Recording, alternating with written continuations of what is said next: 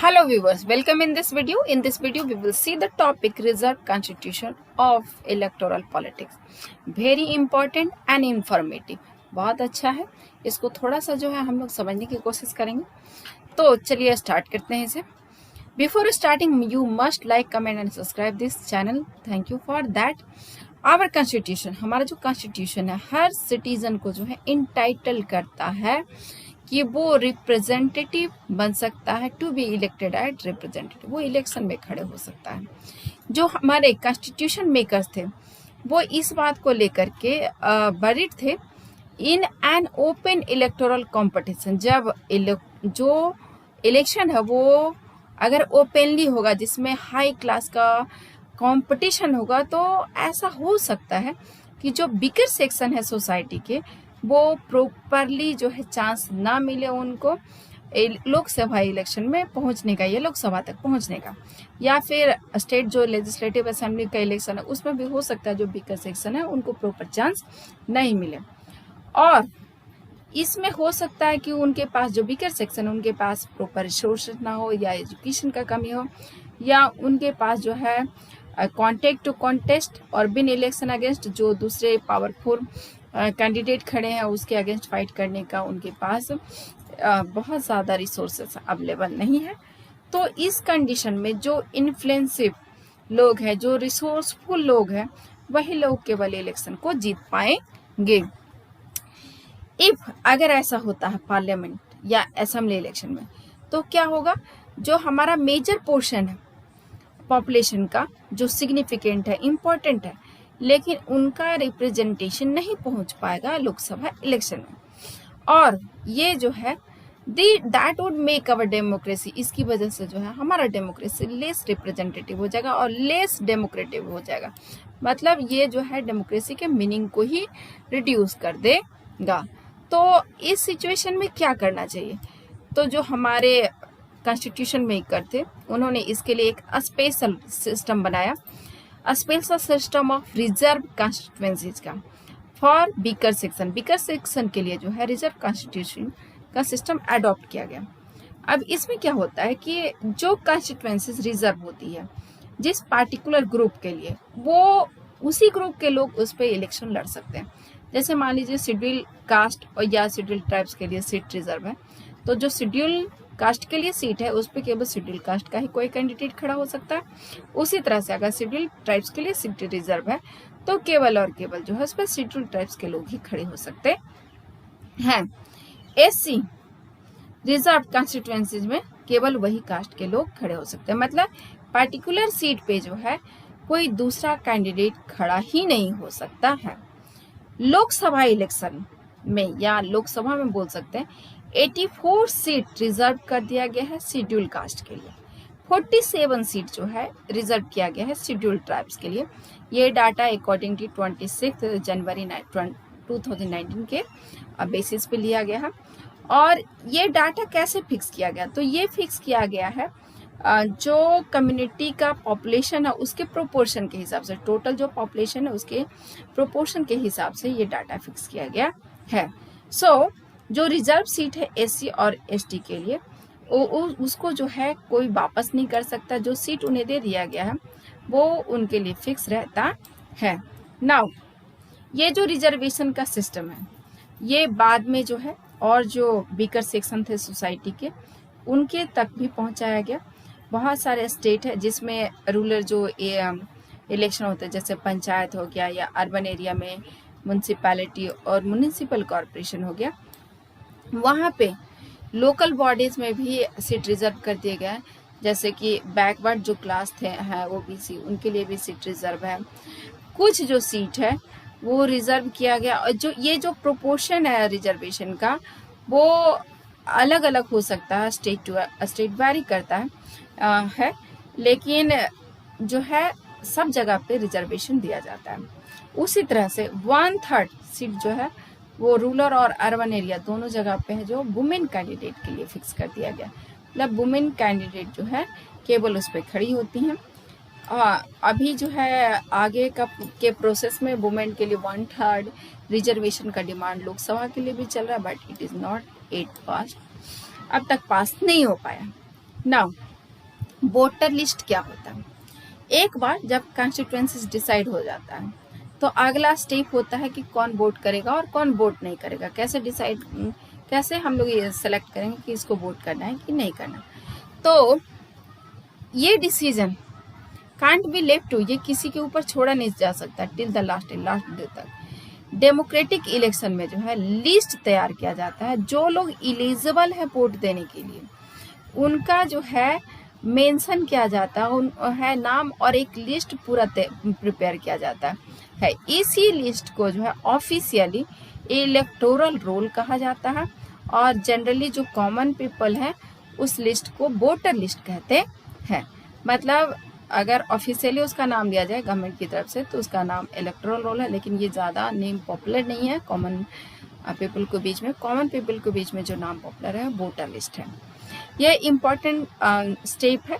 First condition of a democratic election, और किसी भी डेमोक्रेटिक इलेक्शन के लिए पहला जो कंडीशन कह सकते हैं वो है जिसको मस्ट अप्लाई होना चाहिए। हर कोई जो वोट देना चाहता है उसको जो है इक्वली अपॉर्चुनिटी मिलना चाहिए चूज अपने रिप्रेजेंटेटिव को चूज करने के लिए। और be read about the principle, उसी तरह से जैसा हम लोगों ने पढ़ा है कि इलेक्शन में डेमोक्रेटिक इलेक्शन में जो है यूनिवर्सल एडल्ट फ्रेंचाइज के प्रिंसिपल को फॉलो किया जाता है। इसका मतलब ये है कि हर एक आदमी के पास एक वोट होता है और हर एक वोट का वैल्यू जो होता है वो इक्वल होता है। कोई भी किसी को राइट टू वोट से डिनाई नहीं कर सकता विदाउट अ गुड रीजन। किसी को मना करने से पहले उसके पास रीजन होना चाहिए। डिफरेंट सिटीजन्स जो होते हैं वन फ्रॉम एक जगह से दूसरे जगह के, जैसे कि कुछ रिच हो सकते हैं, कुछ पुअर हो सकते हैं, कुछ बहुत एजुकेटेड होते हैं, कुछ नहीं भी एजुकेटेड हो सकते हैं।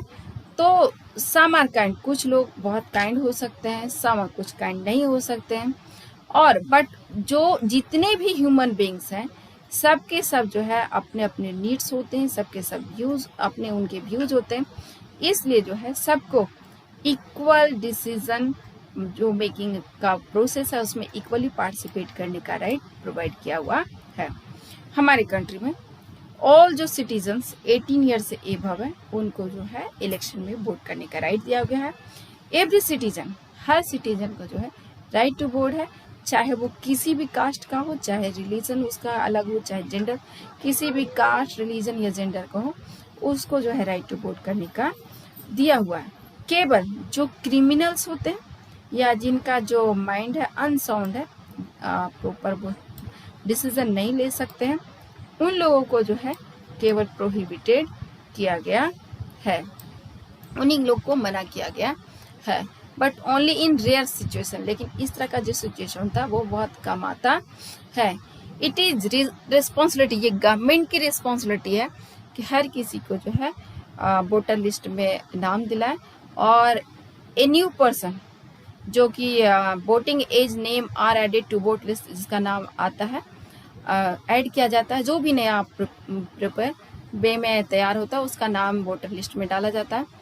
और जो लोग डेट कर जाते हैं या कहीं दूसरी जगह पे चले जाते हैं उनका नाम जो है डिलीट कर दिया जाता है। कंप्लीट रिवीजन होने के बाद जो है हर 5 साल में जो है इसका रिवीजन होता है। ये इंश्योर कर दिया जाता है कि ये सब परफेक्ट है, तब जा कर के जो है लास्ट में सबको इलेक्शन फोटो आइडेंटिटी इशू किया जाता है। इसको यूज करके आप जो है वोटिंग दे सकते हैं। The government has tried, government ने कोशिश किया है कि हर पर्सन को जो है का नाम जो है वोटर लिस्ट में आना चाहिए। Voters are required to carry, voters को अपने साथ एक कार्ड ले जाना होता है, they go out to vote so that, ताकि जो है कोई उसको जो है वोटिंग करने से मना नहीं कर सके। लेकिन अगर मान लीजिए कि किसी रीजन से उसका वोटर कार्ड नहीं बन पाया है अभी तक, तो उसकी जगह पे जो है अदर आइडेंटिटी प्रूफ्स भी चलते हैं, जैसे राशन कार्ड हो गया, ड्राइविंग लाइसेंस हो गया, ये सारे कार्ड्स भी जो है यूज किए जाते हैं during the election. Now you can see here, this is the map of India. Total constituencies कितने हैं? 543। जनरल लोग के लिए 412 सीट है। रिजर्व जो एसीज हैं उनके लिए 84 है। रिजर्व जो एसटी हैं उनके लिए 47 है।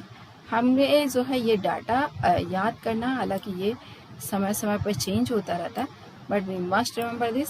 नाउ अब जो स्टेट कॉन्स्टिट्यूएंसीज हैं वो कितने हैं, मतलब हर स्टेट में कितना नंबर आता है लोकसभा के लिए। तो सबसे मैक्सिमम नंबर उत्तर प्रदेश से 80 है, आंध्र प्रदेश 25, अरुणाचल प्रदेश 2, असम से 14, बिहार से 40, Chhattisgarh 11, Goa 2, Gujarat 26, Haryana 10, Himachal Pradesh 4, Jharkhand 14, Karnataka 28, Kerala 20, Madhya Pradesh 29, Maharashtra 48, Manipur 2, Meghalaya 2, Mizoram 1, Nagaland 1, Odisha 21, Punjab 13, Rajasthan 25, Sikkim 1, Tamil Nadu 39, Telangana 17, Tripura 2, Uttar Pradesh 80, Uttarakhand 5, west Bengal 42। Union territories को भी जो है सीट्स प्रोवाइड किया गया, जैसे जम्मू एंड कश्मीर 5 है, दिल्ली 7 है, अदर जो है सबको 1-1 है। एक्चुअली ये पूरा जो डिस्ट्रीब्यूशन है ये अकॉर्डिंग टू पॉपुलेशन गया था स्टार्टिंग में, और इसको फिक्स कर दिया गया एक पर्टिकुलर टाइम के लिए, तब तक जो है ये सीट किसी भी स्टेट में बढ़ाया नहीं जाएगा। अब according to this data we have to answer this, इसको आंसर करना है। जैसे यहाँ पे क्वेश्चन आंसर कुछ दिए गए हैं। नंबर ऑफ जो लोकसभा कॉन्स्टिट्यूएंसीज है हमारे स्टेट में, जैसे your state and the neighbouring 2, ये पूछा जा रहा है कि आप अपने स्टेट का और जो आपके नेबरिंग 2 स्टेट है उसका नंबर बताइए लोकसभा कॉन्स्टिट्यूएंसीज का। उसके बाद कितने ऐसे स्टेट हैं जिसके 30 से ज़्यादा लोकसभा कॉन्स्टिट्यूएंसीज हैं। उसके बाद वाई डू, कुछ जो स्टेट हैं उनके पास ज़्यादा कॉन्स्टिट्यूएंसीज क्यों हैं, और वाई आर सम कॉन्स्टिट्यूएंसी, कुछ जो कॉन्स्टिट्यूएंसीज हैं एरिया में आर बिगर, वो बड़े हैं, जबकि जो why are some constituency small in area, वो कॉन्स्टिट्यूएंसीज एरिया में छोटे हैं लेकिन कुछ जो है काफ़ी बड़े हैं, उनके पास ज़्यादा सीटें हैं। और कॉन्स्टिट्यूएंसीज रिजर्व जो है एससी और एसटी के लिए वो evenly spread all over the entire, और क्या वो सारे जगह पे एक जैसा स्प्रेड है या कहीं ज़्यादा है या कहीं कम है। You must write all this answer, right give me in comment. Now thank you for watching this video.